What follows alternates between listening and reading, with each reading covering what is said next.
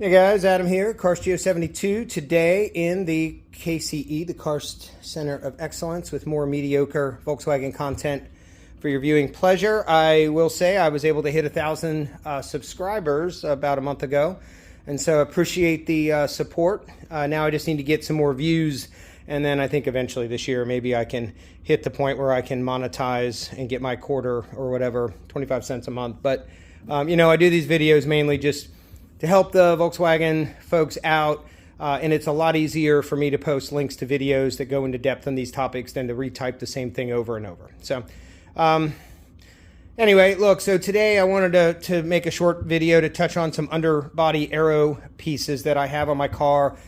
These are probably kind of scattered throughout some of my videos, but I was going to just make one video that talked about all of them. Now, everybody's going to go, what are the part numbers?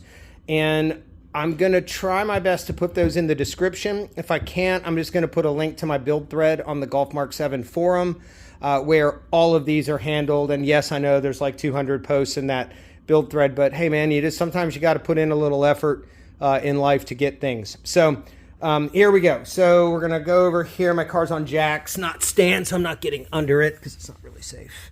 But see if I can get the light right. Here is my underbody bits. So the first thing we're going to talk about is this. It's a full-length belly pan. The factory one ends. It actually follows this curved line, so it's kind of short. So it's the back end of the engine bay effectively is open and the front is not. This one has vents for the DSG. Whether that does anything or not, who knows? But this is from a Jetta, and it fits the bolts right on. The only thing you have to add is 3 larger bolts for the back where it bolts to the subframe. A lot of people like the all-track belly pan because it's very heavy and heavy-duty for off-road use. But for this purpose, this has worked. I can tell you I hit a small water valve, like a cast iron water valve cover that's in the road. It had come out and was sitting there. I hit it, and I had to stop. I thought I probably broke my oil pan. This had just cracked and no damage to the engine. These are about $100, and I just bought another one. So it is durable. It's just not as heavy as the all-track pan, but it just bolts right up. Okay. The next thing we're going to talk about, oops, there we go, is these are from a Mark 8 Golf platform. They're aero covers for the lower control arms.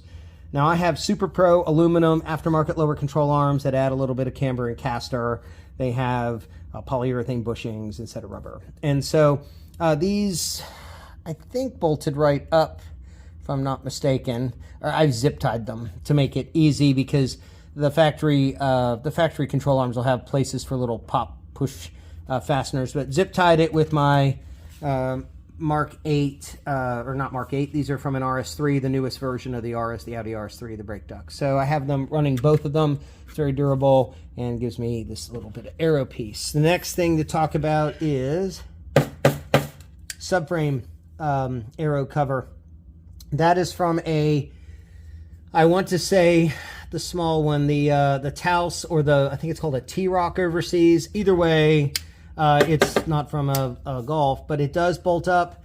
You do have to make some modifications to it. Again, I'm going to throw you to my build thread over on Golf Mark 7, where I think I touch on all the modifications with details of these pieces. So now we have this going back to this subframe cover, and then the final boss here is this.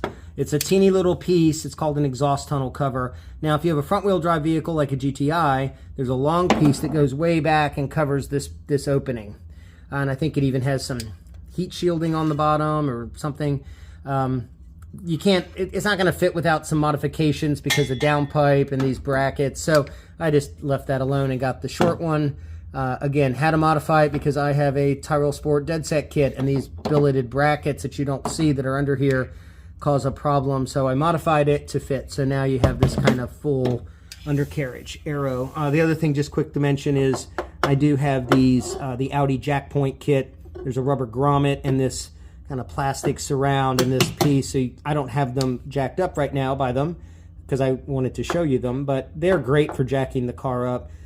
Super easy to do, but the rubber grommets do fail. They're about 12 bucks, 13 bucks from ECS. So I don't know. I feel like if I jack my car up all the time, they don't last much more than about 6 months. All right, so that's kind of the front bits. Now we're going to go to the back. I almost forgot this here, my pointer, it's a magnet.